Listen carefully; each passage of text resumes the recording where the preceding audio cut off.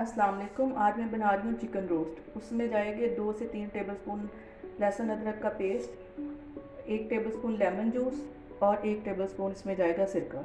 इन सारी चीज़ों को हम एक बाउल में डालते जाएंगे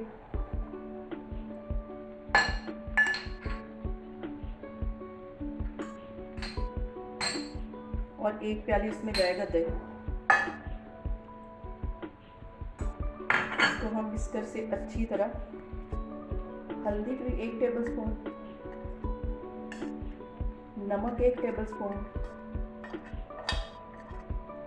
और सूख मिर्च 1 टेबलस्पून और ये जाएगा चाट मसाला और ये ज़ीरा कुटा हुआ हल्का हल्का सा मैंने इसे कूट लिया था और गरम मसाला और ये एंड में जाएगा टिक्का पाउडर। ये सारे मसाले मैंने इसमें मिक्स कर दिए और इसमें थोड़ा सा जाएगा येलो फूड कलर इसमें डाल दूंगी। इसको अच्छे से मैं मिक्स कर लूँगी। इसको अच्छे से मिक्स करके अब मैं आपको दिखाती हूँ कि चिकन पे कैसे लगाना है। इस चिकन को हम एक बाउल में कन्वर्ट कर लेंगे और इसमें मैंने अच्छे से ये सारे कट लगा दिए ताकि ये सारा इसका मसाला अंदर जाए और अंदर से ये मैरिनेट हो जाए। ये सारा मसाला मैं इसके ऊपर डालूंगी।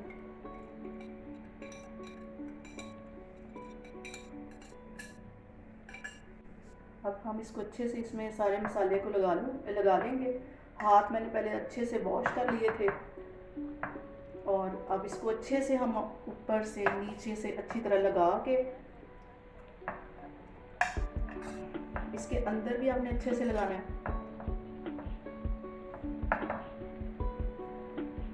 अब मैं इसको ना यहाँ से पकड़ के ना धागे से बांधूं ताकि ये चिकन जो है डी शेप ना हो जब हम इसको फ्राई करें। और इसको मैं 3 से 4 घंटे के लिए फ्रिज में मैरिनेट होने के लिए रख दूँगी। ऊपर से कवर कर दूँगी और फिर इसको जब फ्राई करूँगी तो फिर आपको दिखाती हूँ। इससे मैंने 4-5 घंटे के लिए मैरिनेशन के लिए रख दिया था। अब इसको मैं ये कढ़ाई में डाल के 5 से 10 मिनट के लिए स्टीम में पकाऊँगी। उसके बाद फिर हम इसको फ्राई करेंगे।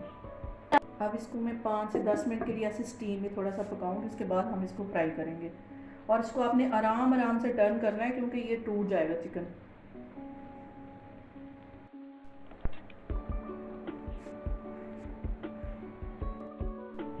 इसे अब हमने 4 से 5 मिनट के लिए इधर से अच्छी तरह पका लिया। अब इसको आराम से हम टर्न करके दूसरी साइड पे इसको 4 से 5 मिनट के लिए पका लेंगे ताकि इसके अच्छी तरह मसाला इसके साथ लग जाए।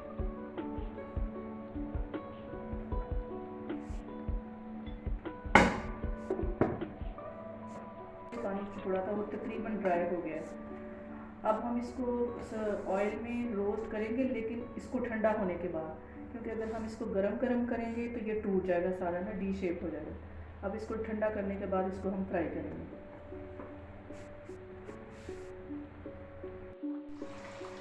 अब चिकन मैंने डाल दिया है। इससे 5 से 7 मिनट के लिए मैं एक साइड से फ्राई कर लूँगी और 5 से 7 मिनट के लिए दूसरी साइड से फ्राई कर लूँगी और बिल्कुल हल्की में आग करने लगी। बिल्कुल इस फ्लेम पे हमने इसको फ्राई करना है।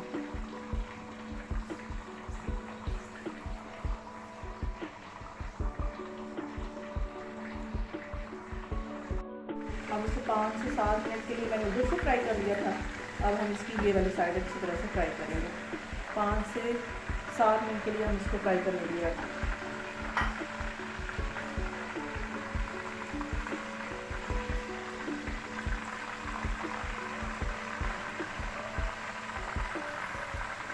ये एक साइड इसकी अच्छी तरह गोल्डन ब्राउन हो गई, अब दूसरी भी हो रही है। अभी मैं इसको डिश आउट करूँगी।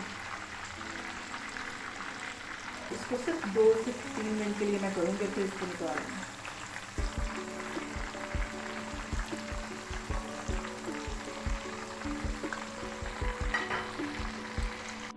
आपने इसको लाजमी ट्राई करना, ये बहुत मज़े का बनेगा। और साथ मैंने रायता बनाया, सैलेड है और आप इसको नान या रोटी के साथ किसी एक के साथ खा सकते हैं। बहुत मज़े का बना है। Thank you.